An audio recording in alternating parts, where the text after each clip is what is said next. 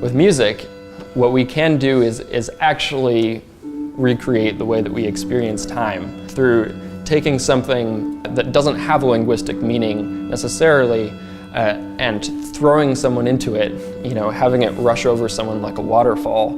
You have a real opportunity to open a kind of window into who you are. So I'm writing an opera called Stranger Love, and it's in 3 acts. And the first act is a traditional opera, and then there's people on stage who sing and act in some sense. And the story is a love story between 2 people, but it's really about the seasons. So spring, they meet. Summer is the unfolding of their love. Fall is a threat from without. Winter is a threat from within. In the second act, there are no more singers on stage, no more singers acting. There are singers within the ensemble. And the action is 6 dancers in 3 pairs, and they start across the space from each other. And the lighting and the music moves through another cycle of seasons, and the 3 pairs of dancers move inexorably slowly towards each other over the course of the second act, until each pair meets in a different outcome. One meets in an embrace, a kiss, one of them collides, and the third pair misses. And that's the second act.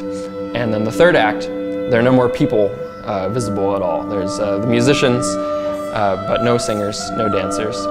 And it's totally pitch black. And the only action is little lights that are scattered around the space like stars. And the lights move slowly away from the center of the space, but at slightly different speeds, so it creates a depth, like you're traveling into it. And the music is pure velocity. The music is that thrust of universal expansion, and it ends with pitch black and total joy.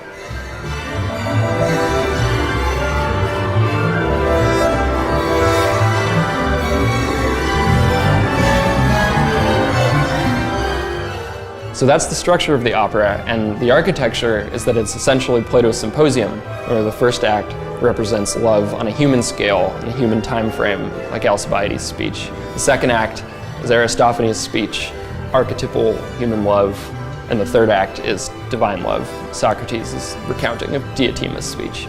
The excerpts from First Take will be almost all from the first act. I'm going to use just a little moment at the beginning of the second act. There's one very major theme that runs through the whole opera that weaves its way into different states of being, and you hear that right at the beginning of the second act. After that, it's going to be the 5th and 6th scenes of the first act. 5 and 6 kind of correlate to high summer through the end of summer.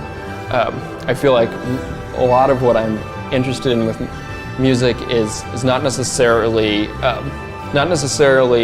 reaching for, like what will this chord do to you, but rather telling us it's okay to like the things that we like, and then from there saying, how deep can you go?